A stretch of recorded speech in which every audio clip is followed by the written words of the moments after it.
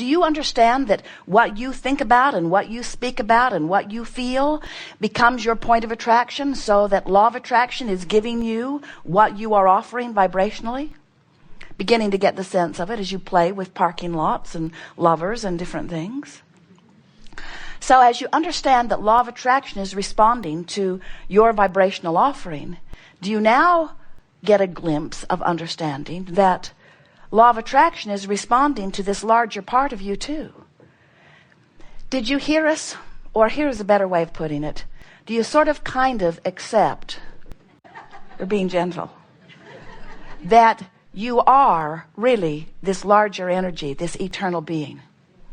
And do you accept that you are simultaneously this physically focused being?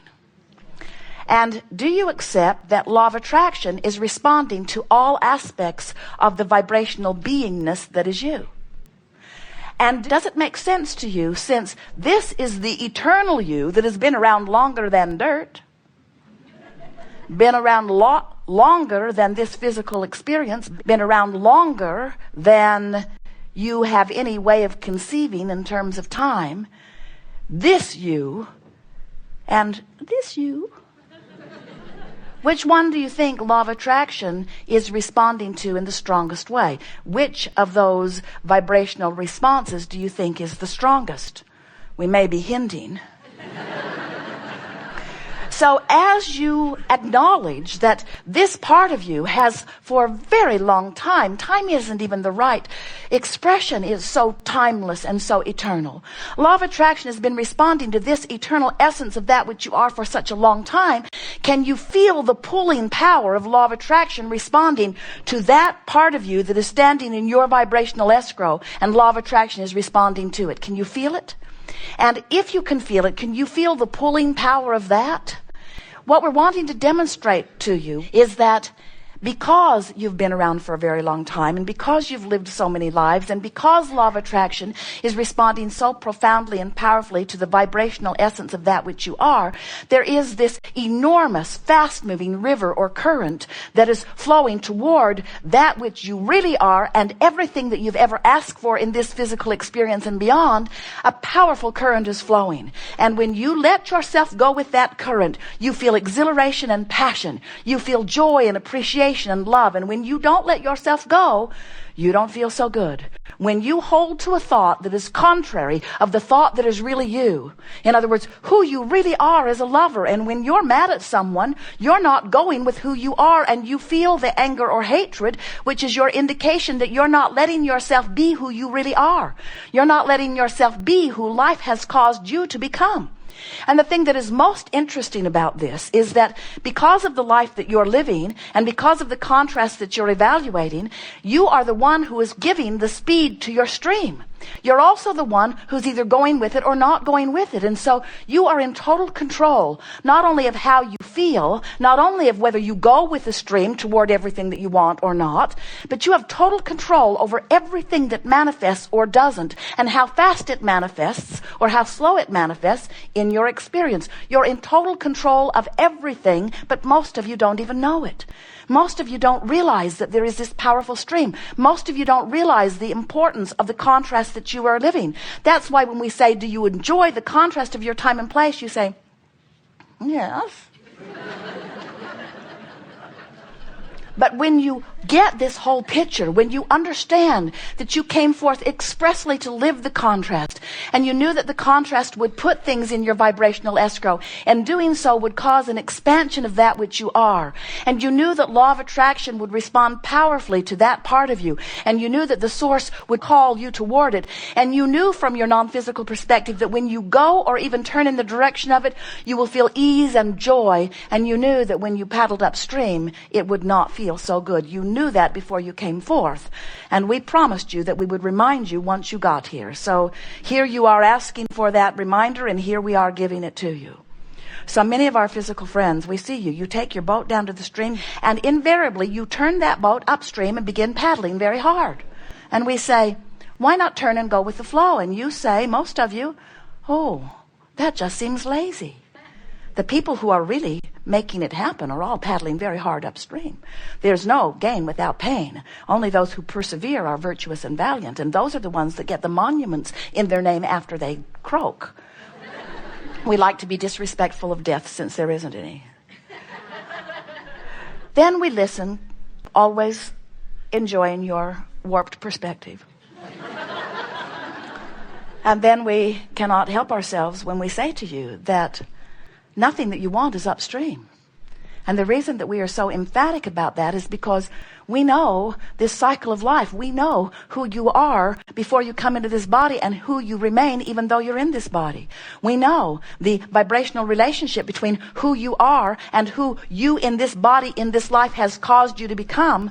We can see the whole picture. We know why the stream flows, and we're here to tell you it flows downstream. It flows with ease. It flows toward everything that you have become. And when you let yourself go with that flow, which means when you find the best feeling thought from where you are and you practice it until it is alive within you, active within you, dominant within you, chronic within you, then you begin to live the manifested blossoming example of who all that you are has caused you to become.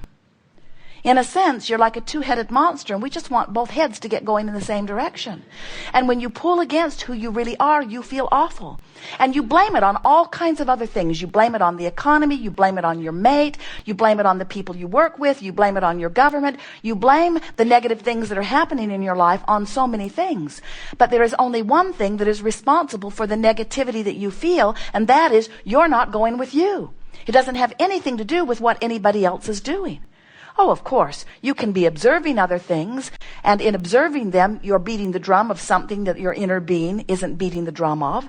In other words, you can be very sure that every time you feel negative emotion, whether it's strong like depression or not so strong like frustration, no matter what negative emotion you're feeling, you can be sure every time you feel even a little particle of negative emotion that it always means this.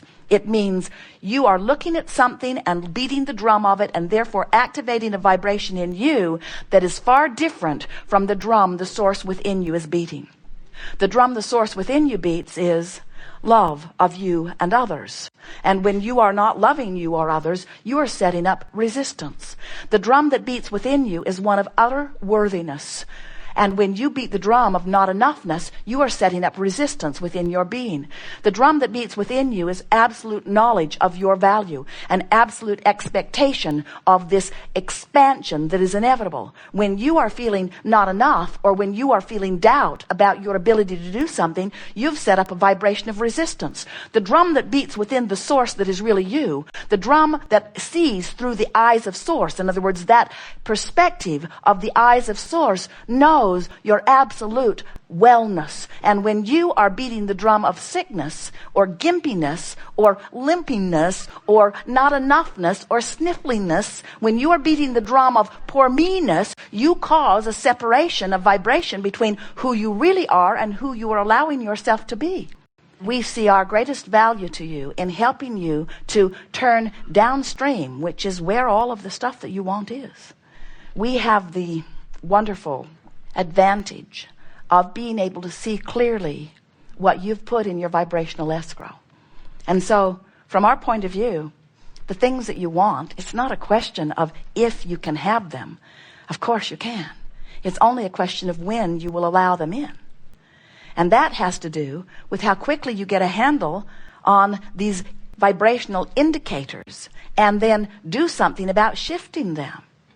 When you go to the gas station and your gas gauge is on empty, you rarely put your head on the steering wheel and weep.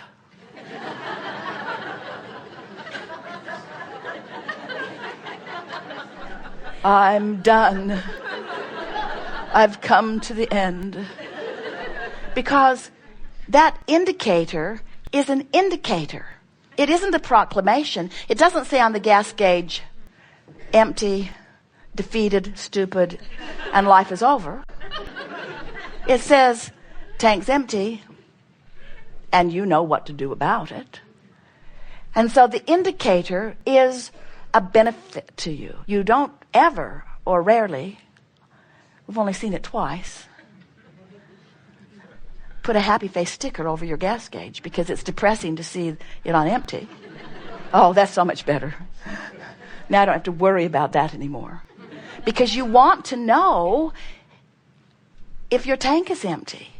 And we are wanting to remind you that you want to know if you are a vibrational match to what's in your vibrational escrow or where you are in proximity to it. Because if you don't know that and you don't do something about it when you find an indicator, don't worry, it will get bigger.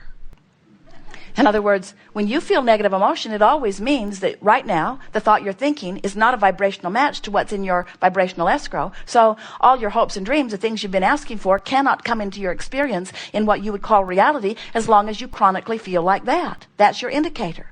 So many of you become used to feeling negative emotion that you don't deliberately do anything about it. You don't deliberately try to feel better because you're used to not feeling so good. It's just normal to feel sort of ornery and overwhelmed. But when you take it as the indicator that it is, and you say, oh my, I am chronically offering a vibration, thinking the same thought, developing beliefs. A belief's just a thought you keep thinking. So I've set up a vibrational habit within myself, a point of attraction, that is different from what I've been asking for and what life has caused me to create. So I'm not keeping up with who I am.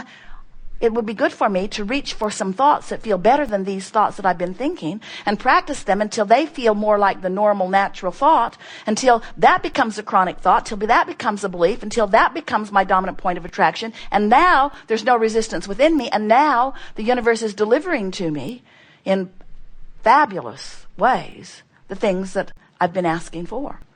But if you don't recognize that negative emotion as that indicator, and you don't do something about shifting the thought so that you shift the feeling, if you don't do something about changing the vibration which changes the indicator, then nothing changes in your experience.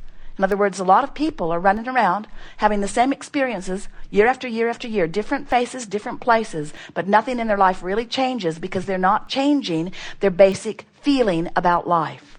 Your worldview of life has become your expectation, and your expectation is a chronic vibration that will not allow something beyond your expectation to be. So when you say, well, I wouldn't have expected anything different, we say, well, yeah. If you don't expect something different, it cannot be. So creating is really a wonderful thing. Sometimes we see someone who has a death sentence assigned to them. They've been given a diagnosis of something that is considered to be terminal. And we feel very different about it than they do because we know that even in what they think is an ominous diagnosis, that all they've got is a more emphatic indicator of vibration. That's all it is. If they would change their thoughts today and tomorrow and the next day, they could do it no matter what's going on in 30 days if they knew what they were doing. They change the pattern of thought, they would change the vibration, and then the indicator would change, which means the disease would have to dissipate because the disease is an indicator of vibration, and when vibration shifts, the disease must shift too. But so many people look at manifestation as something different than the indicator that it is. When you start to understand that the manifestations, what's in your checkbook, who's in your bed with you, who's not in your bed with you, the things that you are wanting, the things that you're living, the way your life is right now on all those subjects that are important to you, you're living the manifestational indicator of your vibration. So if you really like who's in your bed, don't change your thought. If you really like no one being in your bed, don't change your thought. If you really like what's in your bank account, don't change your thought, don't change your vibration, don't do anything about shifting the indicator. If you like it the way it is, just keep observing it as it is, keep that vibration going, keep your point of attraction as it is. But if you are seeking some change, then you must offer a different vibration. You cannot continue to look at things as they are. And do you know that most people offer the majority of their vibration in response to their observation of what is? That's why lives don't change very much. That's why so many of the people that you meet at your 20th and 30th and 40th class reunion are exactly as you remembered them back then. Because they didn't think any differently than they thought then. In other words, they're continuing the same patterns of thought. But you now know different. You now know that you are an eternal being, and you now know that you have a vibrational escrow, and you now know that you have guidance that's letting you know what you're doing in vibrational relationship with that. So you can't go back. You'll never again feel negative emotion and not know what it means.